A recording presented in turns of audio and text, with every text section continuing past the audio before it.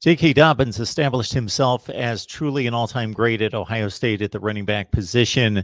3 excellent seasons, but certainly a remarkable all-time type season in 2019. We saw a drop-off that seemed to be noticeable when Master Teague was in the game, comparing him to J.K. Dobbins. That's not to diminish Master Teague's contribution last year at 5.8 yards per carry, almost 800 yards. Running back by committee could be a possibility this year. Kind of run down the candidates and what we could see at running back. Yeah, you mentioned Master Teague, and he was the guy that I think most people assumed would just step in for JK, going into 2020. You're spot on when you say that there was a bit of a drop-off, especially in the games towards the end of the season when the talent level increased significantly. He struggled a little bit against Penn State, Michigan, the last 2 games, didn't play at all against Wisconsin, the Big Ten championship game. And then when J.K. Dobbins got hurt in the playoff game against Clemson, Master Teague was not very effective. But you're asking a guy who was only in his first year of really playing college football as a redshirt freshman to step in on a big stage.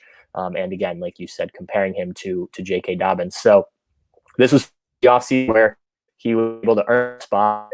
But Master Teague hurt his Achilles the first day of spring practice, which obviously was an issue. It ended up being less of an issue because spring practice got canceled, a handful of days later, but it certainly leaves them with a question mark there.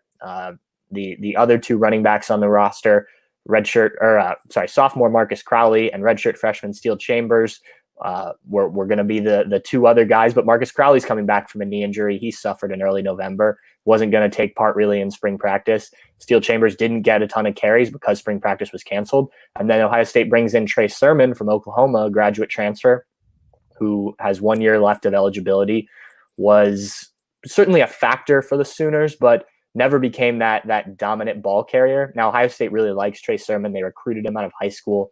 Running back coach Tony Alford has a good relationship with him. They believe he can be that versatile back, but he too is coming off a knee injury. So there's a lot of injury questions that will need to be answered. The thought around the Ohio State program is that these guys will get healthy. They believe Trey Sermon's going to be 100% ready for fall camp. When we saw him recently, he looked good. Master Teague was walking without a boot when we saw him enter the facility the other day.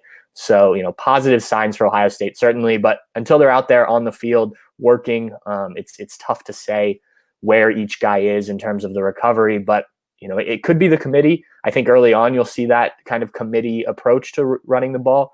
But, if one guy does establish himself, Master Teague, Trey Sermon, whoever it may be, there's certainly the talent in those guys to do it. I think, Ohio State will do whatever they need to do to move the ball on the ground and win games. And the approach will dictate itself in that facet. DeMario Mccall produced his best season as a true freshman in 2016, 270 yards on the ground, 4 total touchdowns. He's effective, or could be potentially out of the backfield as a receiver. Do you think they're going to continue to try to make him what the anticipation has been now for 4 years? Yeah, it's been a weird situation with DeMario because, came in as a running back that looked like he was going to be kind of that H-back, Percy Harvin, Curtis Samuel type role, and never really materialized there. Has moved back and forth between running back and wide receiver. Heading into last season, we heard that he was going to be the number 2 behind J.K. Dobbins, and then that ended up going to Master Teague. He just has never really fit into one role. This offseason, he's supposed to be moving to wide receiver, but the thought was that he could still operate at running back, especially after the injury to Master Teague. Would he line up there a little bit more?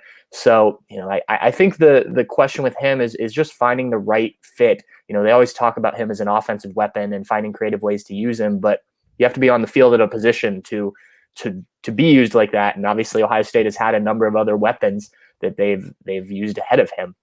He's definitely a talented player. I think Ohio State fans will remember his true freshman year, some of the plays he made. Granted, those were in garbage time, but there was a lot of excitement about what he could do with the hand. You just see it in fits and starts. It just hasn't been consistent. He hasn't seen as much time as I know he would have liked. So, if I'm looking at how they kind of set up the depth chart, I certainly think he can help running back. Maybe he fits in at that slot receiver position a little bit.